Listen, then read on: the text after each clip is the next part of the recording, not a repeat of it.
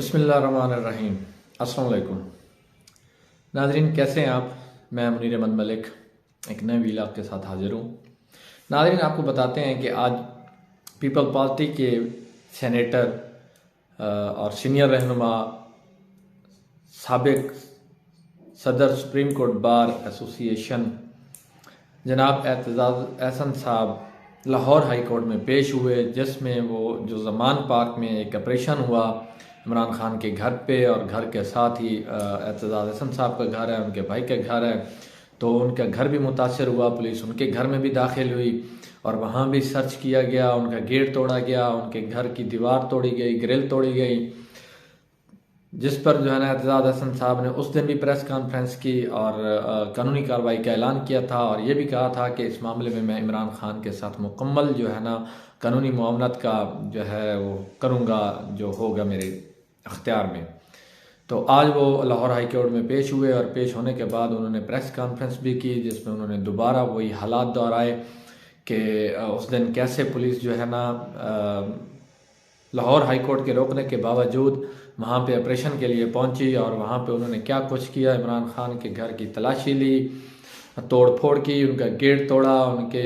जो चीज़ें घर में सामान था घर का वो उन्होंने तोड़ फोड़ की, वहाँ पे हर चीज़ को तोड़ दिया। उनके घर में जो ख़वातीन थीं, उनकी बहन थीं, जिन्होंने कहा कि मुझे सर्च वारंट दिखाएं, लेकिन पुलिस की तरफ से कोई सर्च वारंट नहीं दिखाया गया।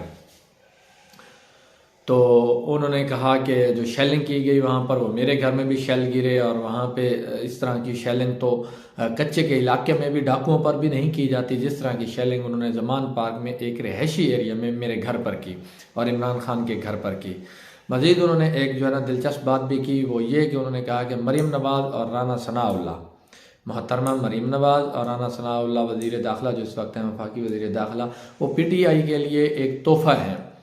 तो आप भी समझ गए होंगे कि वो तोहफ़ा किस लिए हैं, क्योंकि जो कुछ वो कर रहे हैं, हालांकि वो PTI के ख़िलाफ़ इंतकामी कार्रवाइयाँ कर रहे हैं, लेकिन इस चीज़ का PTI को डबल फ़ायदा हो रहा है। PTI इस चीज़ को जो है ना कैश कर रही है और उनको फ़ायदा हो रहा है, क्योंकि जो भी इमरान खान के ख़िलाफ़ पर्चे दे रहे हैं, उनके घर पे कार्रवाइयाँ कर रहे हैं, या जब वो पेशी पे जाते हैं वहाँ पे जो कार्रवाई होती है, तो ये सब कुछ PTI को फ़ायदा दे रहा है। तो ये बात उनकी ठीक है। मज़ीद देखते हैं अब लाहौर हाई कोर्ट इस मामले को क्या करती हैं, क्या देखती हैं, क्योंकि कल इमरान खान साहब भी पेश हुए थे इसी मामले में कोर्ट में, आज फिर एतजाज़ एहसन साहब पेश हुए। इसके अलावा आपको बताते हैं कि सदीक जान ब्यूरो चीफ बोल न्यूज़ इस्लामाबाद को कल पुलिस ने हिरासत में लिया था, परसों हिरासत में लिया था, कल उनको कोर्ट में पेश किया गया। 10 दिन का रिमांड मांगा गया, जिस पर जज साहब ने कहा कि आपको 1 दिन का रिमांड दिया जाता है, और पुलिस ने बरामद क्या करवाना था, एक टीयर गैस का एक शेल बरामद करवाना था। तो आज सदीक जान को जब 24 घंटे कंप्लीट हुए तो उनको अदालत में दोबारा पेश किया गया।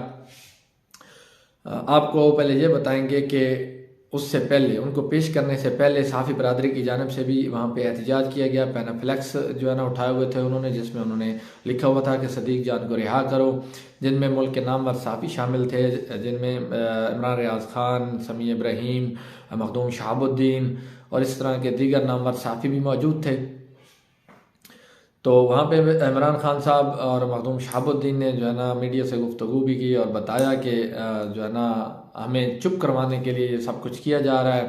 लेकिन हम अपना काम करते रहेंगे, हम छितर भी खाएंगे, हम काम भी करेंगे। तो कभी कभी ये हो जाता है कि हमें कुछ 2-4, किसी को 2-4 कम लग जाते हैं, किसी को ज़्यादा लग जाते हैं, लेकिन सबको लगेंगे। इसके अलावा जो सदीक जान के वकील थे मियां अली इशफाक, उन्होंने मीडिया से गुफ्तगू करते हुए उन्होंने बताया कि पुलिस जो है वो जानबूझ के सदीक जान पे एक शेल डालने की, रिकवरी डालने की कोशिश कर रही है, लेकिन मैं इनको आज मुकदमा से डिस्चार्ज कराऊंगा। बाद जब सदीक जान साहब को पेश किया गया अदालत में, तो मुअज़्ज़ज़ अदालत ने वकला की जान, दोनों तरफ से वकला के बयानात सुने, जरा हुई, और उसके बाद जज साहब ने सदीक जान को जो है ना केस से डिस्चार्ज कर दिया। कबल थी पुलिस ने मजीद 5 रोज़ का रिमांड मांगा। मज़े की बात यह है कि कल उन्होंने 10 रोज़ का मांगा तो 1 दिन का मिला, आज उन्होंने दोबारा 5 रोज़ का रिमांड मांगा, लेकिन जज साहब ने रिमांड की सज़ा मुस्तरद करते हुए सदीक जान को मुकदमा से भी डिस्चार्ज कर दिया, और ये कहा कि मैंने आपको 1 दिन का टाइम सिर्फ इसलिए दिया था कि आप सहाफ़ी और दहशतगर्द में फ़र्क वाज़े करें। तो ये मज़े की बात है, आप भी सुन रहे होंगे सहाफ़ी और दहशतगर्द में क्या फ़र्क होता है। क्योंकि जो उनको जिस केस में सदीक जान को गिरफ्तार किया गया वो दहशतगर्दी का केस है, 780 का केस है, FIR नंबर 3/23। तो जज साहब ने उनको बाइज्जत बरी कर दिया और सदीक जान को अदालत में ही रिहा कर दिया, उनकी हथकड़ियाँ खोल दी गई। इसके अलावा आपको एक और अहम खबर बताएंगे। पिछले व्लॉग में भी मैंने आज बात की,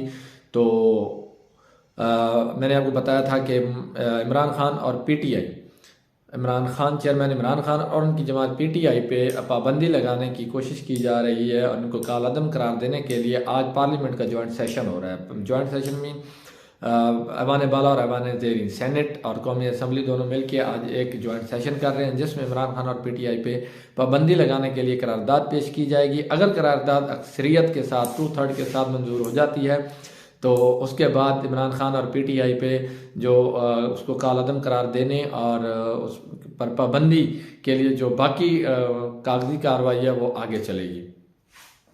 जिस पर जो है ना अमरीकी इस्टेब्लिशमेंट जिसका सबसे मेन बंदा है जो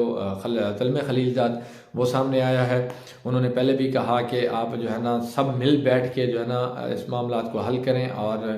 इलेक्शन करवाएं। इलेक्शन के बाद जो भी हुकूमत आए, जून का उन्होंने कहा इलेक्शन करवाएं, उसके बाद जो भी हुकूमत आए वो अपना बैठ के हुकूमत करें और मुल्क में एक जमहूरी सिस्टम जो है वो चल रहा है उसको कंटिन्यू रखें। तो आपको ये बताएंगे कि अमरीकी इस्टेब्लिशमेंट जो है ये दुनिया की सबसे ताकतवर और ख़तरनाक तरीन इस्टेब्लिशमेंट है। ये आपको आप पहले भी जानते हैं, ये तकरीबन थर्ड वर्ल्ड कंट्रीज जो भी हैं उनमें ये अपना रसूख रखती है और वहाँ पे हुकूमतें बनाने और गिराने में अपना किरदार अदा करती है।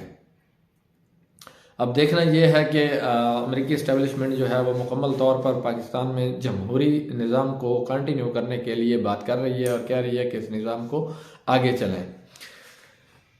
इमरान खान साहब पे आज जो सबसे अहम जो पार्लियामेंट का सेशन है वो अहमियत का हामिल है। अगर तो आज करारदाद मंजूर हो जाती है तो फिर आगे देखेंगे कि क्या होता है, आया कि अमरीकी इस्टेब्लिशमेंट इस करारदाद को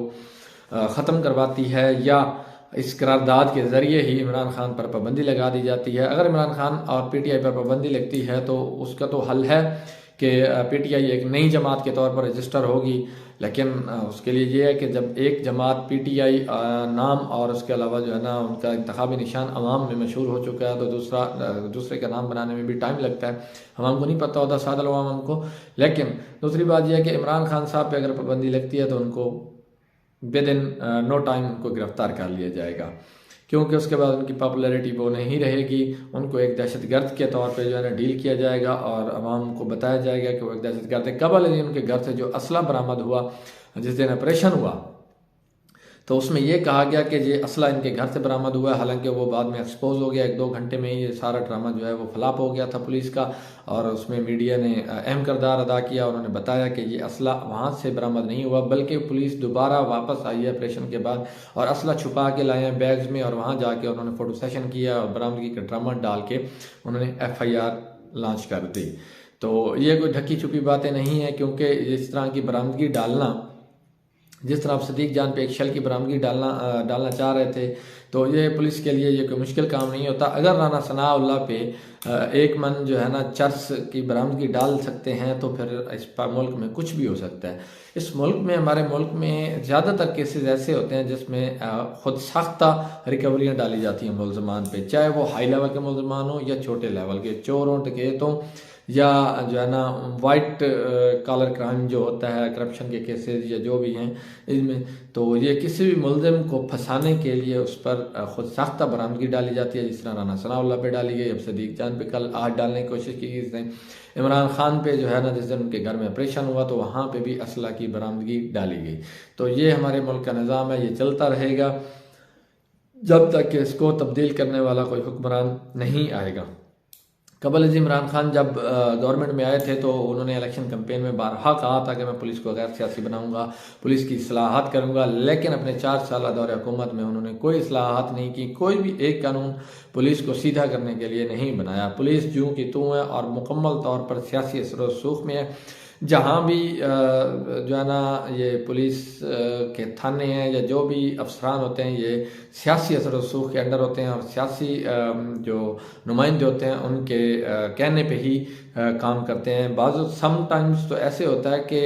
हमारे